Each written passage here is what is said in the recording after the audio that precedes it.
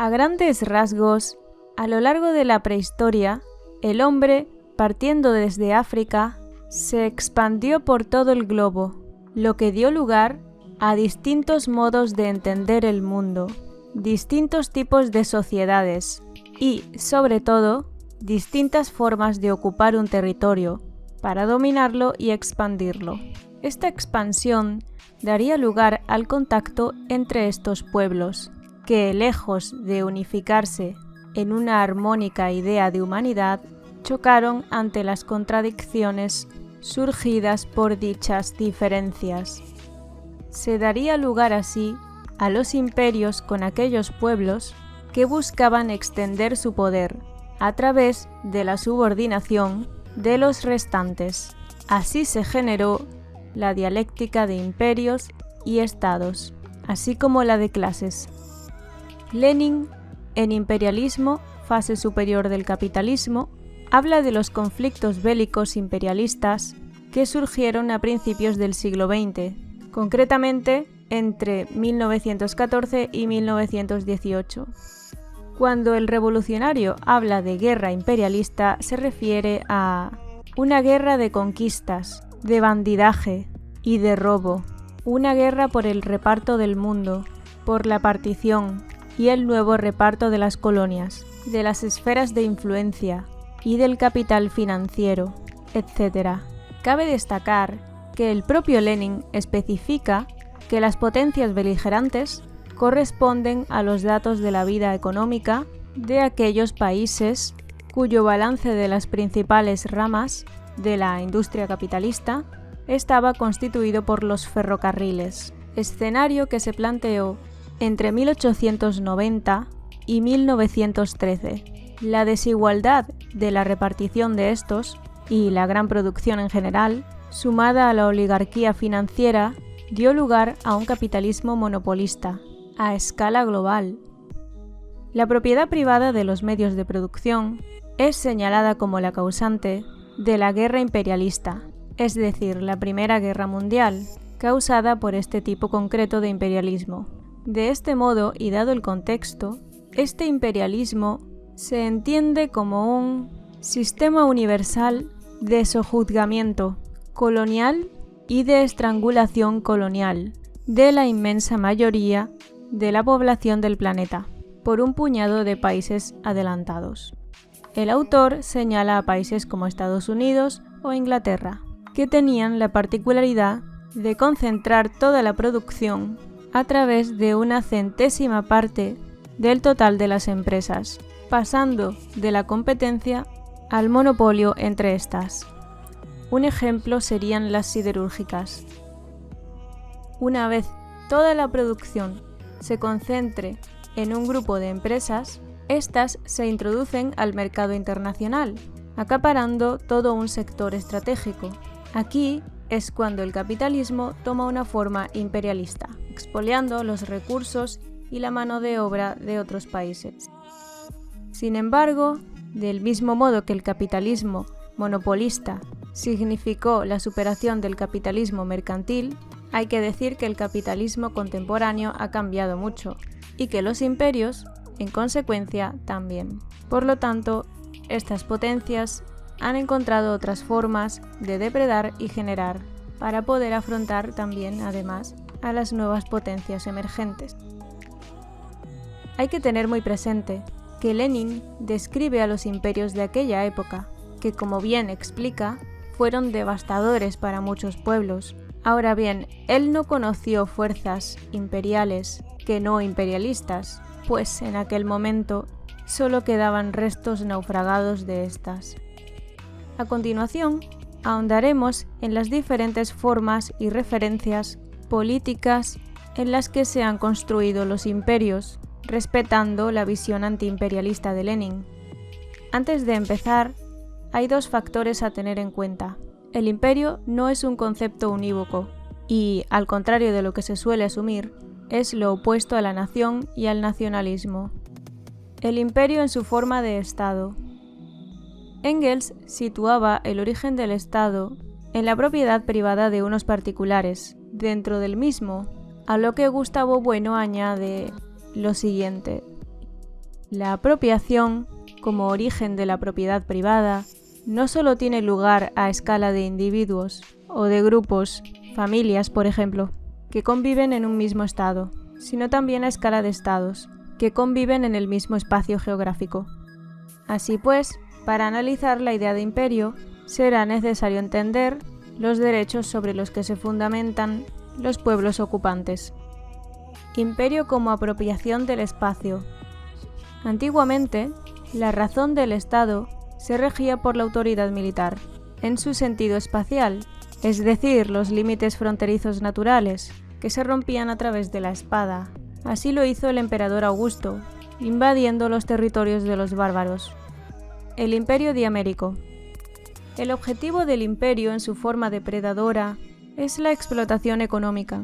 Se clasifica según la cantidad de estados sometidos. Para empezar, tenemos el Imperio Diamérico Mínimo, que consiste en un estado imperial con una soberanía absoluta, en este caso sobre un único estado. Un ejemplo sería el Imperio de Haití, fundado en 1806. Por otro lado, también está el Imperio Diamérico Intermedio, donde hay un sistema imperial sobre varios estados tributarios. Un ejemplo sería el Antiguo Egipto. Por último, estaría el Imperio Diamérico Máximo, o Universal, que se traduciría en un dominio total de todos los demás estados por parte de un estado, cosa que nunca se ha dado aún. Bueno afirma que es una idea límite porque ella comportaría la extinción del estado. Imperio metapolítico. Se forjó por primera vez desde una perspectiva teológica. Este fue el caso del Imperio de Mesopotamia. Declaraba Nabucodonosor lo siguiente sobre el Dios de Daniel: vuestro Dios es el Dios de los dioses y el Señor de los reyes. El propósito de este tipo de imperio es la idea de sociedad-estado, que consiste en englobar a toda la humanidad en una sociedad única, por medio de los profetas y filósofos. Su fin es el ya mencionado Imperio Máximo. Es evidente que una idea metafísica, como era la del emperador de Babilonia, por sí sola no se puede imponer. Ha de haber una acción u orden diamérico y una causa política. Por ejemplo, las monarquías cristianas imperiales defienden la filosofía de un único género humano para afrontar a los bárbaros. Esto hay que tomarlo muy en cuenta, ya que todos los imperios tienen su filosofía. Ahora sí, vamos con los célebres imperios generadores y depredadores, en cuyas estructuras podremos apreciar en menor o mayor medida las anteriores acepciones de imperio, ya sea de forma directa o indirecta.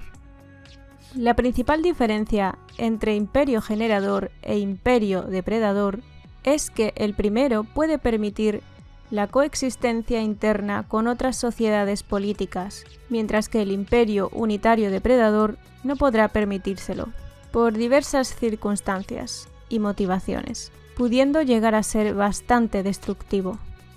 El último gran imperio universalista fue el Imperio Español, frente al Imperio Inglés, fundamentalmente depredador, lo que no quita que una vez establecidas sus redes de comercio, tras siglos de gobiernos indirectos, colonialismo y guerras, necesite establecer la llamada paz británica para sobrevivir y sin renunciar a guerras locales, una vez concluida la Primera Guerra Mundial.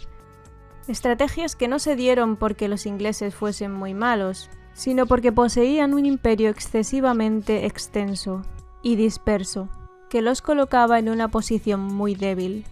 Moradiellos aseguraba que la fragilidad económica de Inglaterra y la dimensión mundial de sus puntos estratégicos generaron una enorme contradicción, cuya única solución fue la imposición de una paz y gastos limitados en materia de militarización.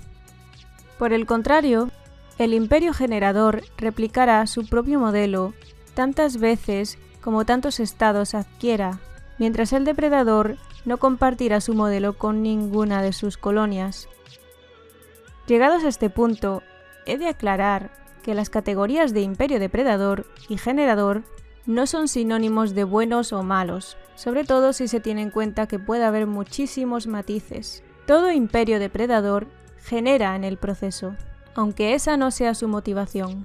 Por ejemplo, Inglaterra depredó los recursos de la India, funcionando como una aspiradora, porque su único objetivo era explotar recursos, mas hubo de mantener un mínimo contacto con la población local, y gracias a esto, la India fue unificada en un gobierno colonial, lo que supuso un avance con respecto a lo que tenían anteriormente.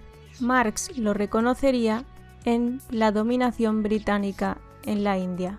Del mismo modo, un imperio generador, con su filosofía universalista a modo de justificación, al desarrollarse toma una forma diapolítica, de manera que comienza depredando en principio, pese a que ese no sea su objetivo.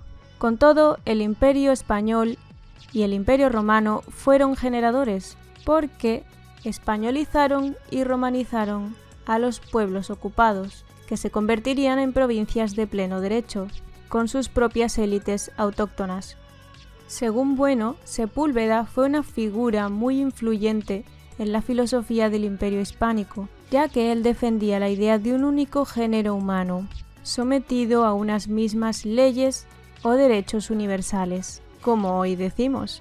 La consecuencia fue someter a los indios al rey de España, no basándose en el uso de la fuerza, o por lo menos no siendo este su fundamento, sino más bien mediante su exposición a esas leyes, que condenaban la antropofagia, la sodomía y otras prácticas ejercidas por los aztecas principalmente, ya que violaban los principios cristianos. Es más, el imperio azteca era depredador. Tenía un sistema por el cual los pueblos sometidos eran tributarios, mantenidos a la fuerza por medio del terror. Los colonos ofrecieron una filosofía menos violenta, que además garantizaba la llamada libertad natural y los bienes de los indígenas. Por eso, pueblos como el de los totonacas eligieron aliarse con ellos, porque literalmente cualquier cosa era mejor. El derecho de los conquistadores a tomar las tierras de los indios no va a ser un debate central aquí. Me limitaré a señalar que figuras como Vitoria consideraban que los bárbaros tenían la obligación de aceptar la fe cristiana para anular sus costumbres y que los españoles podían permanecer donde quisieran siempre que no causasen daño. Por supuesto, todo esto no era más que una justificación para la ocupación.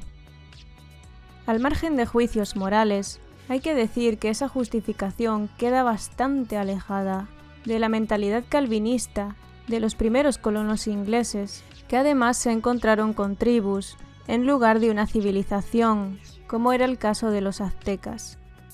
El Imperio español protegió a los indios con las leyes de Burgos, y además hubo un mestizaje. En resumen, como bien dice Bueno, el racionalismo aparece, a nuestro juicio, en el momento del imperialismo generador, imperialismo que Ginés de Sepúlveda llamó imperio civil, el que se ejerce sobre los hombres libres, mientras el depredador, llamado por Sepúlveda imperio eril, estaba orientado al dominio de los esclavos o siervos. De nuevo he de recalcar que los modelos de imperio expuestos tienen todos sus efectos positivos y negativos, o mejor dicho, pueden suponer un avance histórico. Por un lado, el imperio depredador, mediante la explotación de recursos, pudo superar la esclavitud para dar lugar a la revolución industrial y al capitalismo, otra forma de explotación, sin duda. Por otro lado, el imperialismo generador español dio las herramientas necesarias a los distintos pueblos hispánicos para poder emanciparse. Una de estas fue la unidad, fruto de la interacción entre estos, forjada por España. Para terminar, me gustaría aclarar que no soy ninguna experta en materialismo filosófico. Todas las ideas expuestas aquí las he tomado de mi lectura de España frente a Europa, de Gustavo Bueno. También saqué información de obras como Historia del Nuevo Mundo, entre otros autores ya citados. También debo decir que considero necesario difundir estas ideas entre marxistas, o por lo menos que sean tomadas en cuenta por estos. Creo que son los únicos capacitados para defender la soberanía del pueblo español. Bueno arroja mucha luz sobre las razones por las que estamos en la situación en la que estamos. Nosotros fuimos un imperio, y cuando digo nosotros me refiero a españoles, mexicanos, argentinos, etc. Somos náufragos del mismo barco. No se trata de revivir el imperio español ni nada por el estilo, sino de rescatar los vínculos históricos que Fidel Castro reivindicó para advertirle a España del tremendo error que estaba cometiendo al ingresar en la Comunidad Económica Europea, antes de ser un mero componente sometido por la Unión Europea, que por cierto es depredadora y tomó parte de nuestra industria pesada, ya que a Alemania no le interesa tener competidores antes que ser el patio trasero de Estados Unidos, que se ha beneficiado depredando a Hispanoamérica y ahora la quiere convertir en su campo de marihuana. Antes que todo eso, creo que deberíamos unirnos en una identidad. Y como bien dice Bueno, no se trata tanto de ser, sino de estar, sobre todo teniendo en cuenta la enorme complejidad de los pueblos hispánicos. Así que se trata de estar frente a enemigos comunes, enemigos políticos como el islamismo o el capitalismo protestante. Yo le veo a España una oportunidad única y una necesidad de España, que son sus vínculos con América Latina y sus vínculos con el tercer mundo. Creo que en ese campo España tiene un gran porvenir. Todo lo que la aleje de esos vínculos, a mi juicio, nos perjudica a nosotros y perjudica a España. Mientras más se compromete España con Europa y más europea se sienta, nos sentimos afectados. Sé que una mayoría de los españoles quiere la Comunidad Económica Europea. No podemos oponernos o criticar que España, por razones económicas, quiera participar de los beneficios de la Comunidad Económica Europea, pero puede perjudicarnos en cierto sentido. Habría que ver cuál es el régimen de relaciones comerciales entre España y Cuba y España y América Latina después que España entre en la Comunidad Económica Europea, porque podemos salir perdiendo y no nos interesa mucho. Mientras más se mantenga España alejada de bloques militares, y lo digo con toda claridad, mejores pueden ser las relaciones de España con América Latina y el tercer mundo. Y yo veo en este momento en que surge en España la época de la institucional, la época de la democracia, del desarrollo. España, que ha cometido muchos errores históricos, considero que cometería un gran error histórico en renunciar al grado de confianza y al grado de relación que puede existir entre América Latina, el tercer mundo y España, por el hecho de que España forme parte de un bloque militar. Y lo digo realmente sin quererme meter, simplemente estoy defendiendo mi razonamiento y ya una vez me busqué una gran crítica por esto. Hasta los comunistas españoles me criticaron. No me meto, pero y acogiéndome a mi parte de español y a la libertad de derecho de España, me tomo la libertad de dar este punto de vista.